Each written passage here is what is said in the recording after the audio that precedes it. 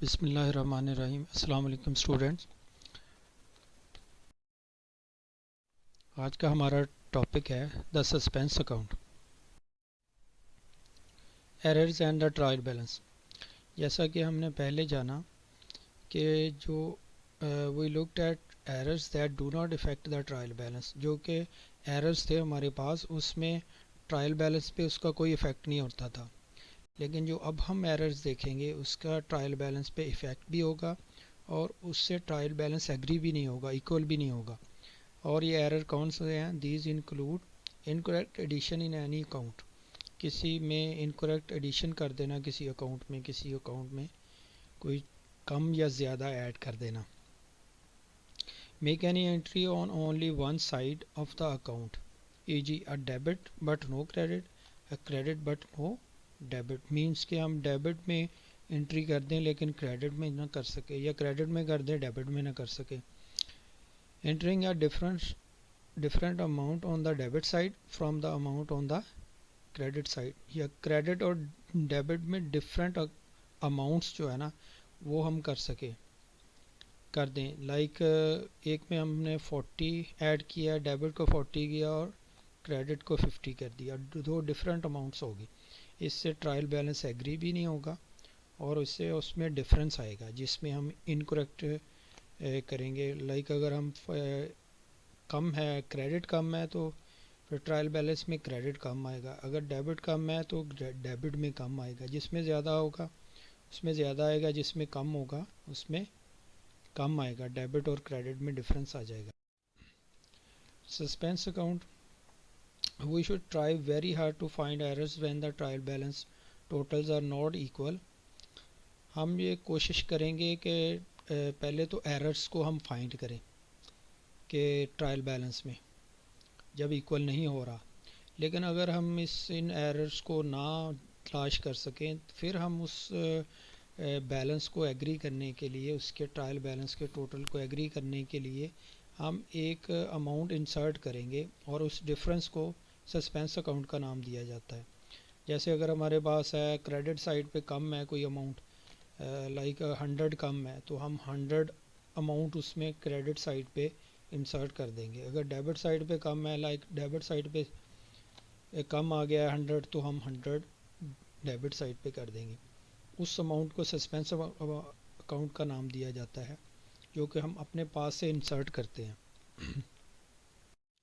इसमें इसका जैसे आपके सामने एग्जांपल है, ट्रायल बैलेंस एज एट 31 दिसंबर 2011। इस ट्रायल बैलेंस में आपके सामने है कि डेबिट साइड पे तो 100,000 आ रहा है, लेकिन क्रेडिट साइड पे उसमें 99,960 मीन्स के 40 कम है। तो हम इसमें सस्पेंस अकाउंट के नाम से एक अमाउंट इंसर्ट कर देते हैं 40, जो कि इनको एग्री कर देगी। और बाद में हम इनको फॉर द टाइम बीइंग हम इसको एग्री कर लेंगे, फॉर द टाइम बीइंग इनको इक्वल कर लेंगे, डेबिट और क्रेडिट को एक सस्पेंस अकाउंट इंसर्ट करके। लेकिन बाद में हम इसको फाइंड करने की कोशिश करेंगे to make the two totals the same. A figure 40 pounds of the suspense account has been shown on the credit side of the trial balance. A suspense account is opened and the 40 pound difference is also shown there on the credit side. और नीचे आपने देख रहे हैं suspense account है, suspense account बना हुआ है, लेजर बना हुआ है सस्पेंस अकाउंट का 2011 दिसंबर 31 को हमने चूँकि इंसर्ट किया है। इसमें डिफरेंस पर trial balance 40 pounds credit side पे चूँकि लिया है, तो क्रेडिट साइड पे इसका बैलेंस आ रहा है। Suspense account and the statement of financial position. अब सस्पेंस अकाउंट और स्टेटमेंट ऑफ फाइनेंशियल पोजीशन का क्या रिलेशनशिप होगा, इसको हम अभी देखेंगे। If the errors are not found before the financial statements are prepared, जब तक हम फाइनेंशियल स्टेटमेंट्स नहीं बनाते, फाइनेंशियल स्टेटमेंट्स के बनाने तक हमें अगर नई एरर्स हम फाइंड आउट कर सकते, the suspense account balance will be included in the statement of financial position. Then हम अगर हम उससे पहले स्टेटमेंट्स के बनाने से पहले अगर हम उनको सस्पेंस अकाउंट के जो एरर्स हैं उनको अगर नहीं फाइंड आउट कर सकते, तो हम उसको फिर इंक्लूड करेंगे स्टेटमेंट ऑफ फाइनेंशियल पोजीशन में।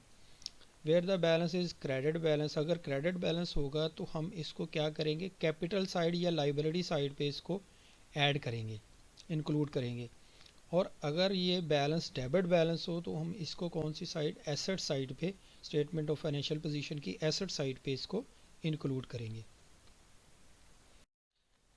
Correction of errors, in errors को करेक्ट कैसे करेंगे जब हम इसको फाइंड आउट कर लें। वन एरर ओनली, अगर हमारे पास एक ही एरर हो। Assume that the error of 40 pound is found in the following year on 31st December 2012 the error was that the sales account was undercast by 40 pounds. The action taken to correct this is, अच्छा हमारे पास जो previous year में हमारे पास जो error आया था 40 पाउंड्स का, उसको हमने फॉलोइंग ईयर में 2012 में हमने देख लिया, जो कि 40 पाउंड्स था क्रेडिट साइड पे, और सेल्स इसमें अंडरकास्ट हुई थी कि सेल्स हमने पूरी रिकॉर्ड नहीं की थी। 40 पाउंड्स की सेल हमसे अंडरकास्ट हुई थी, कम सेल रिकॉर्ड हुई थी। तो हम इसको फिर कैसे करेक्ट कैसे करेंगे। सस्पेंस अकाउंट को हम फिर, क्योंकि क्रेडिट किया था पहले, अब हम इसको डेबिट कर देंगे, और सेल्स अकाउंट जितनी कम हुई थी, क्योंकि सेल्स क्रेडिट होती है, इसको हम क्रेडिट कर देंगे 40 पाउंड्स के साथ। और अब इसके हम वन बाय वन अकाउंट्स देख लेते हैं। ऊपर सस्पेंस अकाउंट का लेजर है, जैसे इसका बैलेंस था 40 पाउंड्स क्रेडिट था, बैलेंस BD 2012 जनवरी 1 में बैलेंस था। तो हमने मार्च 31 को इसका हमने फाइंड आउट कर लिया 2012 मार्च 31 में। तो हमने इसको सस्पेंस अकाउंट को फिर डेबिट कर दिया, क्योंकि हमने फाइंड आउट कर लिया क्या था, वो सेल्स अंडरकास्ट थी। तो 40 हमने डेबिट कर दिया सस्पेंस में, और सेल्स लिखा क्योंकि सेल्स की वजह से ये करेक्ट किया गया है। और फिर सेल्स का हमारे पास लेजर आ रहा है, जैसे सेल्स का हम क्रेडिट कर देंगे 40 पाउंड्स के साथ, क्योंकि ये सस्पेंस अकाउंट से हुआ है, तो सस्पेंस अकाउंट यहाँ लिख देंगे इसके नरेशन में। और नीचे जो जर्नल एंट्री है वो वही जो हमने प्रीवियस स्लाइड में देखी है, suspense account to sales 40 pounds, correction of undercasting of sales by 40 pounds last year. जो लास्ट ईयर में हमारे पास 40 पाउंड्स थे अंडरकास्ट हुई थी सेल्स, उसको करेक्ट किया हमने। Assume the trial balance on 31st December 2012 had a difference of 168 pounds. It was a shortage on the debit side. एक हमारे पास एरर है जिसमें ट्रायल बैलेंस में हमने एज्यूम किया है कि डिफरेंस है वो 168 पाउंड्स का है, और शॉर्टेज जो है ना वो डेबिट साइड पे है। अ suspense account is open and the difference of 168 pounds is entered on the debit side. इसीलिए अगर शॉर्टेज डेबिट साइड पे है तो हम डेबिट साइड पे ही इंटर करेंगे obviously. On 31st May 2013 the error was found, और वो हमने एरर फाइंड आउट भी कर लिया 2013 में 31st मई को। We had made a payment of 168 pounds to K Lee to close his account. हमने उसके पेमेंट की थी के ली के अकाउंट में, के ली को पेमेंट की थी उसके अकाउंट क्लोज करने के लिए। It was correctly entered in the cash book, cash book में तो हमने इसको इंटर कर लिया, लेकिन के ली के अकाउंट में हम इसको इंटर नहीं कर सके।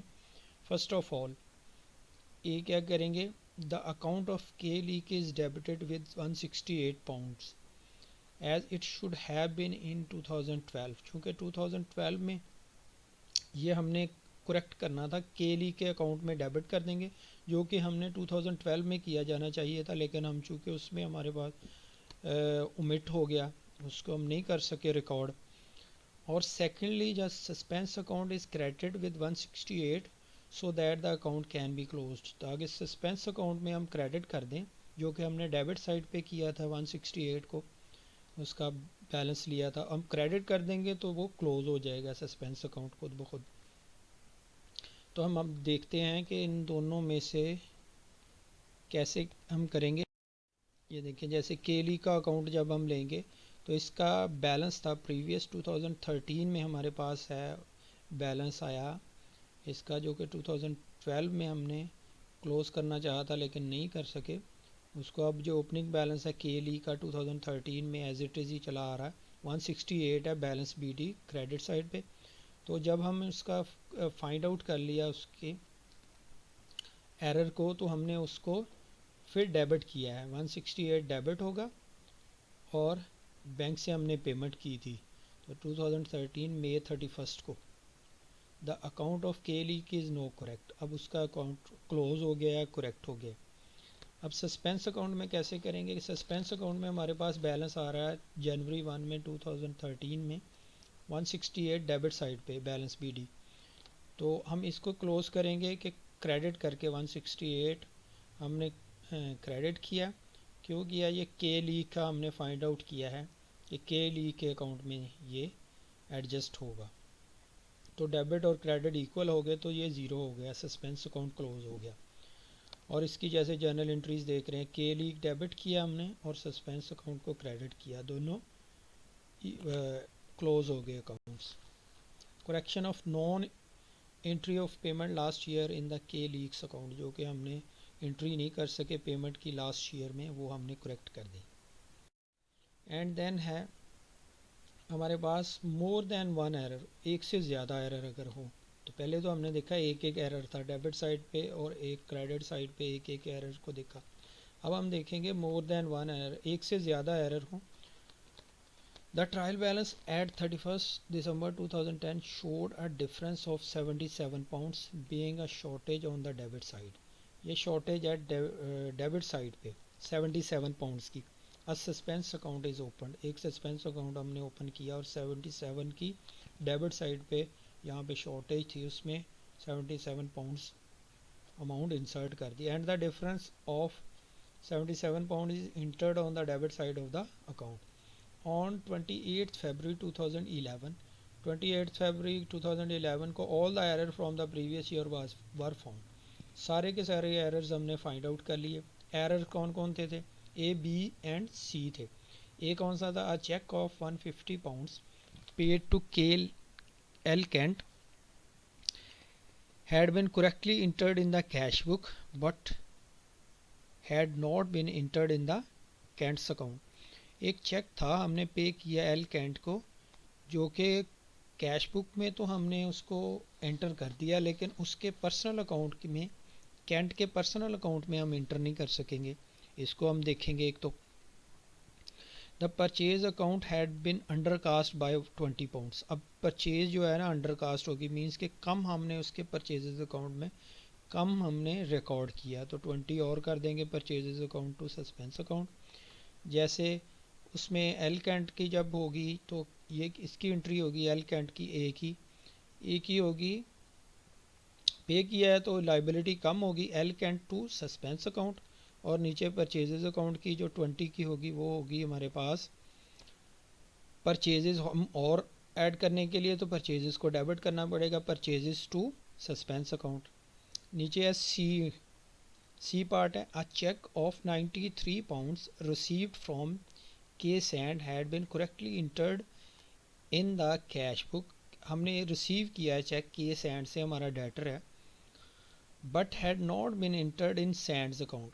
अब सैंड अकाउंट को हमने क्या करना था, उसमें नहीं इंटर कर सके, सैंड अकाउंट को हमने क्रेडिट करना था क्योंकि हमारा एसेट कम हुआ है, क्रेडिट करेंगे इसको। तो हम क्या करेंगे, सस्पेंस अकाउंट को डेबिट करेंगे, के सैंड को हम क्रेडिट करना था, क्रेडिट कर देंगे। के सस्पेंस अकाउंट 93 टू के sand 93। These three errors resulted in the net error of 77 pounds.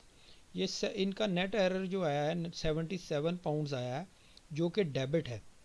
तो हमने डेबिट साइड पे ले लिया ट्रायल बैलेंस के सस्पेंस अकाउंट को और 77 पाउंड्स हमने इंसर्ट कर दिए डेबिट साइड पे। These are corrected as follows. हम इसको करेक्ट कैसे करेंगे, make correct entries in the accounts for A B and C, जो कि मैंने अभी आपको बताई। नेक्स्ट में हम इसको वन बाय वन देख भी लेते हैं। Record double entry for these items in the suspense account. हम इसकी वन बाय वन एंट्री करेंगे और इनके रेलिवेंट अकाउंट्स में इनको एंटर करेंगे तीनों के, और फिर सस्पेंस अकाउंट में इन तीनों एंट्रीज़ को रिकॉर्ड करके सस्पेंस अकाउंट को ज़ीरो करेंगे।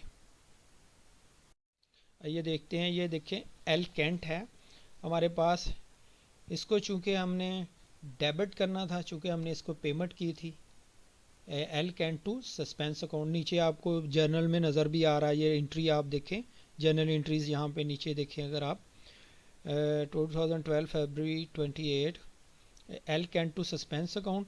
तो एल कैंट चूँकि डेबिट हो रहा है तो ऊपर एल कैंट के अकाउंट में लेजर में भी 150 डेबिट हो रहे हैं और सस्पेंस को लिखा जा रहा है कि सस्पेंस अकाउंट अब जो है वो क्रेडिट हो रहा है। और नीचे परचेजेस में 20, चूँकि हमने परचेजेस को इक्वल करना था, अंडर कास्ट थी, तो उसको हमने ज़्यादा करने के लिए, इंक्रीज़ करने के लिए 20 पाउंड्स और परचेजेस को फिर डेबिट कर दिया। परचेजेस टू सस्पेंस अकाउंट नीचे आपको नज़र आ रही है जनरल एंट्री, तो परचेजेस डेबिट हो रही हैं, सस्पेंस अकाउंट क्रेडिट हो रहा है, तो सस्पेंस अकाउंट को हम पर्टिकुलर्स में लिख रहे हैं। और के सैंड को हमने क्रेडिट करना था, ये देखिए नीचे जैसे सस्पेंस अकाउंट टू के सैंड जनरल एंट्री है, ऊपर देखिए के सैंड के अकाउंट में लेजर में 93 क्रेडिट हो रहे हैं के सैंड, और सस्पेंस अकाउंट डेबिट हो रहा है, तो इसको सस्पेंस अकाउंट को हम पर्टिकुलर्स में लिख देंगे, सी एंट्री है। और नीचे सस्पेंस अकाउंट बना हुआ है, सस्पेंस अकाउंट का लेजर है, जिसको लेजर भी कहते हैं। सस्पेंस अकाउंट बना हमारे पास, इसका 77 था बैलेंस, जो कि हमने ऐड किया था, इंसर्ट किया था for the time being. 77 net error था इसके तीनों के। तो हम अब देखेंगे वन बाय वन इसके देखेंगे। अब नीचे देखें, यहाँ पे जो हम एंट्रीज़ हैं, जनरल लेजर बना हुआ है, जनरल एंट्रीज़ हैं। इसमें फर्स्ट में देख रहे हैं आप 150 सस्पेंस अकाउंट में क्रेडिट हो रहा है, तो 150 को क्रेडिट करें, ए लिखा हुआ ऊपर, ए एंट्री एल कैंट की। तो सस्पेंस अकाउंट क्रेडिट हो रहा है, तो किसकी वजह से हो रहा है, एल कैंट की वजह से हमने इसको करेक्ट किया, तो एल कैंट ए एंट्री। और सेकेंड एंट्री हमारे पास परचेजेस टू सस्पेंस अकाउंट, फिर सस्पेंस अकाउंट 20 पाउंड से हो रहा है क्रेडिट, तो हमने 20 पाउंड से क्रेडिट कर दिया, किसकी वजह से है, परचेजेस इसमें डेबिट है, तो परचेजेस को हमने पर्टिकुलर्स में लिख दिया। और नीचे हमारे पास सस्पेंस अकाउंट डेबिट हो रहा है 93 से, तो हमने 93 को डेबिट कर दिया सस्पेंस अकाउंट में, सी है एंट्री के सैंड से, क्योंकि के सैंड इसमें क्रेडिट हो रहा है, तो के सैंड को हमने पर्टिकुलर में लिख दिया।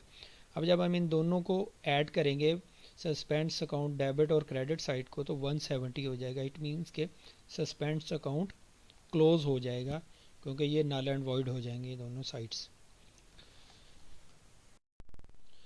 ये नोट है, only those error which make the trial balance totals different from each other can be corrected विया द सस्पेंस अकाउंट। इसमें ये कह रहे हैं कि हम उन्हीं एरर्स को which make the trial balance total different, हम उन्हीं एरर्स को जो कि ट्रायल बैलेंस के टोटल्स को डिफरेंट करते हैं फ्रॉम ईच अदर, एक दूसरे से, मीन्स के डेबिट और क्रेडिट के टोटल को एक दूसरे से डिफरेंट बनाते हैं, each other can be corrected, उनको हम सिर्फ करेक्ट कर सकते हैं विया सस्पेंस अकाउंट। सस्पेंस अकाउंट के मीन्स जो कि इन पे इफ़ेक्ट करे इसके टोटल पे, जिससे डेबिट डिफरेंट हो जाए और क्रेडिट डिफरेंट हो जाए, उनको हम सस्पेंस अकाउंट से करेक्ट कर सकते हैं। The effect of error on profit, के एरर्स का इफ़ेक्ट क्या होगा प्रॉफिट पे।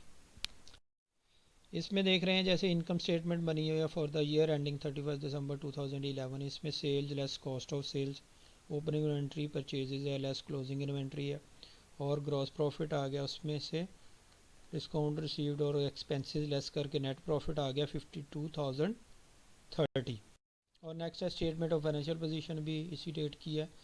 इसमें आप देख रहे हैं सस्पेंस अकाउंट एक है जो कि एसेट साइड पे ऐड किया गया है, मींस के ऊपर एसेट साइड पे किया गया, नीचे कैपिटल में नहीं किया गया। इसमें चूँकि हम देखेंगे कि कौन सा है ये, क्या इफ़ेक्ट प्रॉफिट पे करेगा या नहीं करेगा।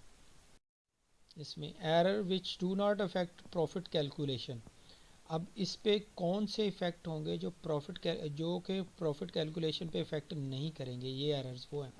If an error affect items only the statement of financial position then the original calculated profit will not need आल्टरिंग।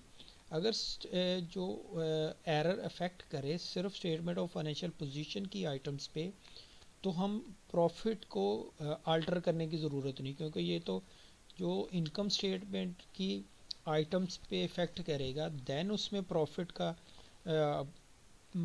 पे इफ़ेक्ट होगा। अदरवाइज़ अगर स्टेटमेंट ऑफ फाइनेंशियल पोजीशन का तो रिलेशन ही कोई नहीं है प्रॉफिट से, तो उसमें प्रॉफिट हमें चेंज करने की ज़रूरत ही नहीं है। इसमें एग्जांपल जैसे assume that the 80 pounds debit balance on the suspense account was because of the following error. अगर इस एरर की वजह से on 1 November 2011 we paid 80 pounds to a creditor T Monk. एक टी मोंक हमारा क्रेडिटर है, उसको हमने पेमेंट की है। It was correctly entered in the cash book में इंटर कर दी, लेकिन उसके कहीं और हमने उसको रिकॉर्ड नहीं किया, तो एरर फाउंड हो गया हमें नेक्स्ट ईयर में 1 जून 2012 को। तो इसकी जो एंट्री होगी इसको हम कैसे करेक्ट करेंगे? इसमें सिंपल ये होगा, हमने उसको पेमेंट किया, हमारा क्रेडिटर है, तो टी मोंक डेबिट होना था तो डेबिट कर देंगे, सस्पेंस अकाउंट को क्रेडिट कर देंगे। जैसे ये देखें यहाँ पे द जर्नल है, जर्नल कैसे है जी, टी मोंक को हम डेबिट करेंगे, सस्पेंस अकाउंट को क्रेडिट करेंगे। Payment to T Monk on 1 November 2005 और not entered in his account, correction not made. अब हमने उसकी करेक्शन कर दिया, कुछ 1 November 2011 या 12 को था, जो कि नेक्स्ट ईयर में हमने उसको फाइंड आउट कर लिया। Both of these accounts appeared in this in the statement of financial position only with TMOC as a part of account payable. The net profit of 52,030 does not have to be changed. हमें profit को change करने की ज़रूरत नहीं, क्योंकि ये जो T monk है ना, ये इसकी आइटम है, स्टेटमेंट ऑफ फाइनेंशियल पोजीशन की आइटम है, क्योंकि ये अकाउंट पेबल है, तो हमें ज़रूरत नहीं है उसको नेट प्रॉफिट, इसका इफेक्ट जाएगा नहीं इस पर। और नेक्स्ट देखते हैं error which affect profit calculations. कौन सी होंगे जो अफेक्ट करेंगी प्रॉफिट पे, कैलकुलेशंस पे? If the error is in one of the figure shown in the income statement, जो इनकम स्टेटमेंट पे हो उनका इफेक्ट होगा, then the original profit will need amended, उसको फिर चेंज करने की ज़रूरत पड़ेगी। जैसे assume that 80 pounds debit balance was because the rent account was added up incorrectly, उसको गलती से ऐड किया गया है, वो गलत ऐड हो गया, इनकरेक्ट एडिशन वगैरह हो गई उसकी, और it should be shown as 8480 instead of 8400। हमने सिर्फ 8400 करना था, हमने 8480 कर दिया। The error was found on 1 June 2012, जो कि हमने फाइंड आउट कर लिया 2012 में 1 जून को। The journal entry to correct it as the journal क्या होगा, जर्नल एंट्री में रेंट को हम फिर से करेंगे 80 से, और सस्पेंस अकाउंट को क्रेडिट कर देंगे। Correction of rent undercast last year, इसमें हम लाइक रेंट को हम इंक्रीज़ कर देंगे क्योंकि अंडर कास्ट था। Rent last year should have been increased by 80, it would have reduced net profit by 80. A statement of corrected profit for the year is no shown. चूँकि हमने undercast था, इसको हमने इंक्रीज़ किया 80 पाउंड से, तो debit किया रेंट को, तो जब एक्सपेंस इंक्रीज़ होगा तो जाहिर है जो प्रॉफिट होगा वो डिक्रीज़ होगा, क्योंकि ये इनकम और एक्सपेंस एक दूसरे के अगेंस्ट होते हैं, क्योंकि एक्सपेंस ज़्यादा होते हैं तो नेट प्रॉफिट कम होता जाता है। अब के डेविस की statement of corrected net profit for the year ending 31 December 2011। Net profit as per financial statements जो है वो, उसमें इनकम स्टेटमेंट में हमारे पास था 52,030 था, लेस रेंट अंडर कास्ट हुआ है 80। अब 80 इसमें से लेस कर देंगे तो हमारे पास जो करेक्ट नेट प्रॉफिट होगा फॉर द ईयर 51,950 होगा। इसके बाद where there have been several error, जब एक से ज़्यादा एरर हो। If in this example there have been 4 errors in the ledger account of K Davis. अच्छा, फाउंड ऑन 31 March 2012, जो कि हमने फाइंड आउट किए हैं 31 March 2012 को।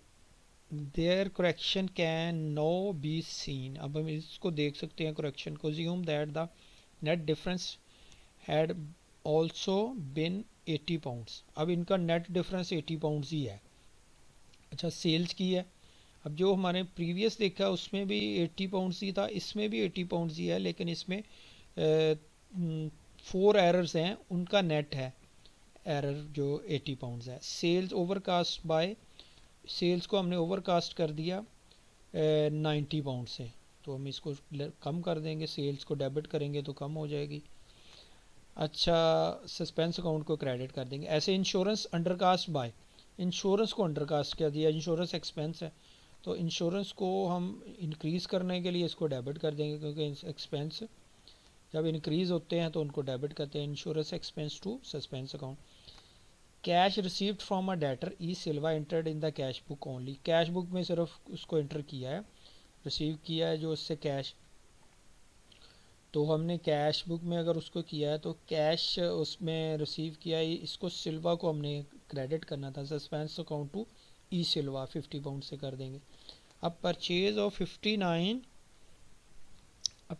59 pounds is entered in the books, purchase हमने 59 की है बुक्स में। Debit and credit entries as, हमने 59 को किस तरह इंटर कर दिया डेबिट और क्रेडिट साइड पे 95, मीन्स ट्रांसपोजिशन एरर है कि 59 को 95 कर दिया, 59 को 95 कर दिया। Note, error D is known as error of transposition error as the correct number has been included but in the wrong order, wrong order में है, 59 पे है 95 हो गया, that is they have been transposed, it didn't affect the trial balance, ये trial balance को affect नहीं करेंगे, so it is not included in the 80 pounds adjustment made by opening the suspense account. इस सस्पेंस अकाउंट में भी नहीं होगा, इसमें इसमें जो इंक्रीज़ हुआ है उसको डिक्रीज़ करने के लिए जो इंक्रीज़ में डेबिट होता है, जैसे परचेजेस इंक्रीज़ हो गई है 95 हमने लिख दिया, तो जितना इसमें डिफरेंस है 95 लेस 59 उसको हम परचेजेस को क्रेडिट कर देंगे, क्योंकि इंक्रीज़ हुई हैं, डिक्रीज़ करने के लिए क्रेडिट कर देंगे, और जो क्रेडिटर था उसको कम करने के लिए हम डेबिट कर देंगे। अब हम इसमें देखते हैं, जैसे ये आपके सामने है, इसमें जर्नल एंट्रीज़ और सस्पेंस अकाउंट को दिखाया गया है।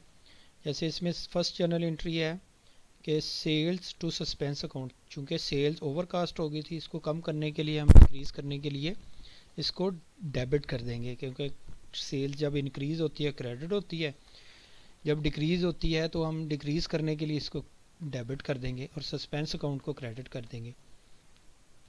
इसी तरह हमारे पास है इंश्योरेंस, इंश्योरेंस चूँकि अंडरकास्ट हो गई थी तो इंश्योरेंस जब इंक्रीज़ की जाती है, इसको इंक्रीज़ करेंगे तो इंक्रीज़ करने के लिए तो इसको हम डेबिट करते हैं, कोई भी एक्सपेंस इंक्रीज़ होता है तो डेबिट होता है। इंश्योरेंस को डेबिट करेंगे, सस्पेंस अकाउंट को क्रेडिट कर देंगे 40 पाउंड्स के साथ। और उसके बाद है, जब हमने इसको ई सिल्वा से हमने पेमेंट रिसीव की थी, अकाउंट रिसीवेबल से कैश रिसीव किया था, तो उसको हमने ओमिट कर दी थी, उसकी पेमेंट कैश बुक में सिर्फ एंटर किया था। अब इसको हम जब एंटर करेंगे तो ये क्रेडिट होगा, तो सस्पेंस अकाउंट को डेबिट कर देंगे, सस्पेंस अकाउंट 52 ई सिल्वा 50 पाउंड्स। ऐसे ही जब हमने क्रेडिटर अकाउंट और परचेसेस, और ये हमने जब इनको ओवरकास्ट कर दिया था परचेज को और क्रेडिटर अकाउंट को, क्योंकि 59 की बजाय हमने 95 कर दिया था, तो 36 जो है ना वो दोनों में ओवरकास्ट हो गया था, तो हम क्रेडिटर अकाउंट को कम करने के लिए डेबिट करेंगे, क्योंकि क्रेडिटर अकाउंट इंक्रीज़ होकर क्रेडिट होते हैं, अब डिक्रीज़ करना है तो हमने इसको डेबिट कर देंगे। परचेजेस डेबिट होती हैं इंक्रीज़ होके, अब हमने इनको डिक्रीज़ करना है तो क्रेडिट कर देंगे। अब creditor account debit to purchases 36 से हम इनको डेबिट और क्रेडिट कर देंगे। अब हम इनको वन बाय वन देखते हैं, जैसे सेल्स है, इससे अब सस्पेंस अकाउंट में इन सबको एडजस्ट करते हैं। फर्स्ट में सेल्स टू सस्पेंस अकाउंट है, सस्पेंस अकाउंट क्रेडिट हो रहा है तो हमने क्रेडिट साइड पे रिकॉर्ड कर दिया, ए एंट्री है। सेल्स को हमने लिखा क्योंकि सेल्स इसमें डेबिट हो रही है, तो सेल्स पर्टिकुलर कॉलम में। और नेक्स्ट में हमारे पास बी में हो रही है जी सस्पेंस अकाउंट हो रहा है क्रेडिट, तो इसको फिर क्रेडिट साइड पे हमने रिकॉर्ड कर दिया बी में। तो इंश्योरेंस चूँकि डेबिट है तो इंश्योरेंस की वजह से सस्पेंस अकाउंट को किया है, करेक्शन किया है इंश्योरेंस की, तो इंश्योरेंस को हम उधर पर्टिकुलर कॉलम में लिख देंगे। और नीचे हमारे पास है थर्ड में सी एंट्री है जी ई सिल्वा की, जिसमें सस्पेंस अकाउंट डेबिट हो रहा है, तो सस्पेंस अकाउंट को हमने 50 पाउंड से डेबिट कर दिया। ई सिल्वा को हमने लिख दिया कि ई सिल्वा के अकाउंट की वजह से ये डेबिट हुआ सस्पेंस अकाउंट। तो ये चूँकि इसमें फोर्थ एंट्री में चूँकि सस्पेंस अकाउंट नहीं हो रहा, तो इसको हम सस्पेंस अकाउंट में ऐड नहीं कर सकते। तो सस्पेंस अकाउंट के जब हम दोनों साइड्स को, डेबिट और क्रेडिट साइड को ऐड करेंगे, तो इसमें 130 और 130 ये नल एंड वॉइड हो जाएगा, क्लोज हो जाएगा सस्पेंस अकाउंट। और चूँकि हमने सबको करेक्ट कर दिया, अब हम देखते हैं इसमें कि कौन कौन सी एंट्रीज जो है ना प्रॉफिट पे इफ़ेक्ट करती हैं। इसमें ए, बी और डी एंट्री जो है वो प्रॉफिट को इफ़ेक्ट करेगी, क्योंकि जो सी एंट्री थी उसमें जो स्टेटमेंट ऑफ फाइनेंशियल पोजीशन की थी उसमें प्रॉफिट का कोई नहीं था, चूँकि वो ई सिल्वा की से हमने पेमेंट रिसीव की थी, जो वो एसेट अकाउंट पे इफ़ेक्ट करेगा स्टेटमेंट ऑफ फाइनेंशियल पोजीशन पे। इसमें statement of corrected net profit for the year ending 31 December 2011, net profit as per financial statements 52,030 और परचेजेस ओवर स्टेटेड, इसको ऐड करेंगे। क्योंकि जब हम परचेजेस को ऐड करते हैं कॉस्ट ऑफ सेल्स में, तो इसमें इंक्रीज़ होके ओवरकास्ट हो गया था। जब ये ओवरकास्ट होगा तो जाहिर सी बात है कॉस्ट ऑफ सेल्स ओवरकास्ट होगी। जब कॉस्ट ऑफ सेल्स ओवरकास्ट होगी तो प्रॉफिट अंडरकास्ट हो जाएगा। अब उसको हमने करेक्ट करने के लिए इंक्रीज़ करना है प्रॉफिट को, तो हम 36 को ऐड कर देंगे। अब ये लेस सेल्स ओवरकास्ट होगी, जब सेल्स ज़्यादा हम ऐड कर लें, ओवरकास्ट हो जाए, तो सेल्स चूँकि ओवरकास्ट हो जाए तो प्रॉफिट भी ज़्यादा हो जाता है। अब इसको कम करने के लिए हमने लेस कर देना सेल्स ओवरकास्ट को। इंश्योरेंस अंडरकास्ट थी, चूँकि इंश्योरेंस अंडरकास्ट थी तो 40 इंश्योरेंस हमने और उसमें ऐड किया है, तो जब एक्सपेंस ज़ाहिर है इंक्रीज़ होगा तो प्रॉफिट कम हो जाएगा। इसको भी हम प्रॉफिट लेस करेंगे प्रॉफिट में से 40 को, तो 90 और 40 को प्लस करके हम इसमें से प्रॉफिट में से लेस कर देंगे। हमारा न्यू प्रॉफिट होगा, जो करेक्टेड नेट प्रॉफिट होगा वो होगा 130 को लेस करके उसमें से 51,936। Error C, the cash not posted on an account receivable account did not affect the profit calculations. Suspense account business और एग्जामिनेशन पॉइंट ऑफ व्यू से क्या है कि every attempt should be made to find errors. Suspense account should be opened only if all other efforts have failed, and they never should. अगर हर attempt हमें हर मुमकिन कोशिश करनी चाहिए कि एरर को फाइंड आउट करें, लेकिन अगर ये हम ना कर सकें तो हम सारी हमारी जो एफ़र्ट्स हैं फ़ेल हो जाएं, तब हम इसको यूज़ कर सकते हैं, वो भी फॉर द टाइम भी है। और ये होना नहीं चाहिए। वैसे कहते हैं एग्जामिनेशंस पॉइंट ऑफ व्यू से क्या है कि unless it is a part of, चूँकि ये क्वेश्चन का पार्ट होता है, do not make your balance sheet totals agree by using a suspense account. अपने स्टेटमेंट ऑफ फाइनेंशियल पोजीशन को या बैलेंस शीट जिसको कहते हैं, इनके टोटल्स को सस्पेंस अकाउंट से एग्री ना करें, और इसी तरह ट्रायल बैलेंसेस के भी। और एग्जामिनर जो है ना इसको पसंद नहीं करते, चूँकि ये अपने उनको शो ना करें, लेकिन जब तक वो रिक्वायर ना करें। ओवरऑल इसका क्या होता है कि हमने suspense accounts have probably been used over since people first started keeping accounts and using them to produce financial statements. जो सस्पेंस अकाउंट को लोग यूज़ भी करते हैं, और इससे फाइनेंशियल स्टेटमेंट्स में इसका यूज़ भी करते हैं, लेकिन इसका ये मतलब नहीं है कि बहुत देर से ये यूज़ हो रहे हैं और अब भी हमें यूज़ करने चाहिए, नहीं। लेकिन हमें कोशिश करनी चाहिए कि सस्पेंस अकाउंट के बगैर हम ट्रायल बैलेंस को, फाइनेंशियल स्टेटमेंट्स को एग्री करें, और इस विदाउट सस्पेंस अकाउंट हम फाइनेंशियल स्टेटमेंट्स बनाएं।